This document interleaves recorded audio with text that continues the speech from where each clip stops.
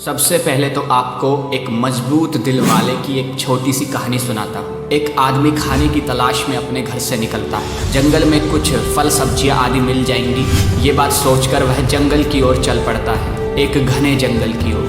जब वह जंगल में आ जाता है, उसे इतनी तेजी से भूख लग रही होती है कि वो जंगल में आगे किन किन रास्तों से बढ़ रहा है यह भी ध्यान नहीं रखता। बस उसको खाना ध्यान में रहता है कि कैसे भी करके जल्दी से जल्दी कुछ खाने को मिल जाए। चलते चलते वह घने जंगल में इतना अंदर आ जाता है कि रास्ता भटक जाता है। फिर वहीं उसे कई जानवरों की आवाज़ में एक खूंखार आवाज़ सुनाई देती है, शेर की दहाड़। तब तो उसकी धड़कनें बड़ी तेज हो जाती है। उसे लगता है कि शायद शेर उसी की तरफ आ रहा है। वह एक ऊंचे पेड़ पर चढ़ जाता है। शेर वहीं से किसी शिकार की तलाश में गुजर रहा होता है। वह पेड़ पर बैठे हुए ही नीचे से शेर को गुजरता हुआ देखता है। शेर को देखकर तो उसका दिल दहल ही जाता है। उसकी सांसें फूलने लगती है, धड़कनें और तेज हो जाती है। उतने में उसे चक्कर आ जाता है और वह पेड़ से गिर जाता है। तभी शेर उसको देख लेता है। उसका शिकार करने के लिए उस आदमी की ओर बढ़ता है, लेकिन फिर अचानक से चमकते हुए सूरज की तरह एक राजा आता है, जो उस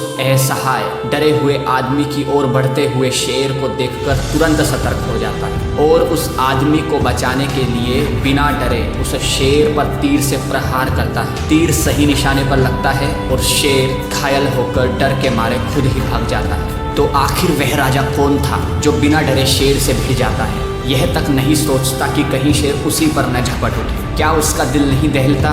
क्या उसकी धड़कनें नहीं बढ़ी होंगी? ऐसा आखिर कैसे हुआ? वह राजा क्या करता था कि उसका दिल इतना मजबूत था? दोस्तों, इतिहास में बड़े बड़े निडर राजा महाराजा, योद्धा, क्रांतिकारी, योगी, वीर वीरांगनाएं और ऋषि मुनि हुए हैं, जिनके जीवन में कितनी ही बड़ी मुश्किल क्यों न आई हो, लेकिन उन्होंने उसका डटकर बिना डरे सामना किया है। कभी सोचा है कि आखिर इन लोगों को किसी भी चीज़ से डर क्यों नहीं लगता था, चाहे मौत ही उनके सामने क्यों न खड़ी हो? ऐसा इसलिए क्योंकि इन्होंने योग, प्राणायाम, मेडिटेशन और ब्रह्मचर्य के पालन से अपने आप को हमेशा मजबूत रखा, शारीरिक, मानसिक और बौद्धिक हर प्रकार से। इसी ब्रह्मचर्य और योग के बल पर हनुमान जैसे महान योद्धा हुए, जो बिना किसी डर के लंका में अकेले घुसकर रावण को चुनौती देते हैं। क्या कभी सोचा है कि कोई व्यक्ति हजारों की खूंखार सेना के बीच में अकेला बिना किसी डर के कैसे जा सकता है? यह था मजबूत जिगरा जो हमारे महापुरुषों का था। भगत सिंह, जो बिना किसी डर के भरी सभा में बम फोड़ता है, हजारों अंग्रेजों का डटकर अकेला सामना करता है और गोरों के पूरे साम्राज्य को हिला देता है। ऊधम सिंह, जो भारत में हुए जलियांवाला बाग हत्याकांड के बदले के लिए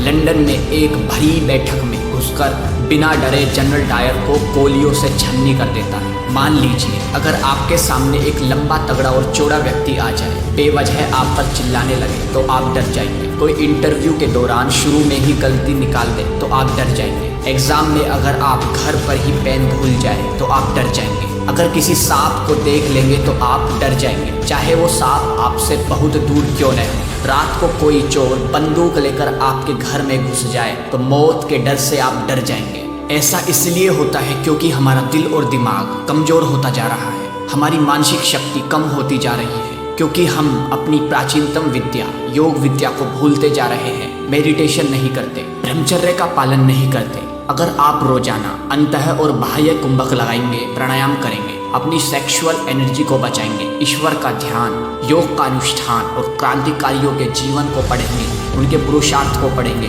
मेडिटेशन करेंगे, तो आपका दिल और दिमाग इतना मजबूत हो जाएगा कि अगर आपके सामने शरीर में तगड़ा दिखने वाला इंसान भी आ जाए तो उसके डराने धमकाने पर भी आप नहीं डरेंगे, क्योंकि उस समय आपकी मानसिक शक्ति, दिल, दिमाग इतने मजबूत हो चुके होंगे कि आप अब बड़ी से बड़ी चुनौतियों का सामना करने के लिए मानसिक रूप से बिल्कुल तैयार हो जाएंगे। अब दोस्तों, आपको अपने दिल और दिमाग को मजबूत करने के लिए सुबह 5 बजे तक उठ जाना है। पेट साफ करके किसी शांत जगह पर जाकर आलती पालती मारकर सीधा बैठ जाना है और फिर नाक से लंबा गहरा सांस लेना है। उसे अंदर रोक कर रखना है, जितना ज़्यादा आप रोक सकते हैं। जब आप श्वास न रोक पाए तो नाक से ही सांस छोड़ देनी। इसी को आपको 10 मिनट करना है। फिर दूसरा, आपको सांस लेना है और सांस को ज़्यादा से ज़्यादा बाहर छोड़कर वहीं रोक लेना है। जब तक रोक पाए रोके रखना है। फिर नाक से ही सांस लेना है, इसे भी 10 मिनट तक करना है। फिर 10 मिनट आपको ओम का ध्यान करना है, या आप अपने शरीर में नाक के अग्रभाग पर, आज्ञा चक्र पर, विशुद्धि या हृदय क्षेत्र में अपना ध्यान केंद्रित कर सकते हैं। अगर दोस्तों आप भी इन सब का लाभ उठाइए। वीडियो अच्छा लगा तो वीडियो को लाइक और अपने दोस्तों को शेयर जरूर कीजिए। चैनल पर नए हैं तो चैनल को सब्सक्राइब जरूर कर लीजिएगा। मिलेंगे फिर से एक नई वीडियो में, तब तक के लिए नमस्ते।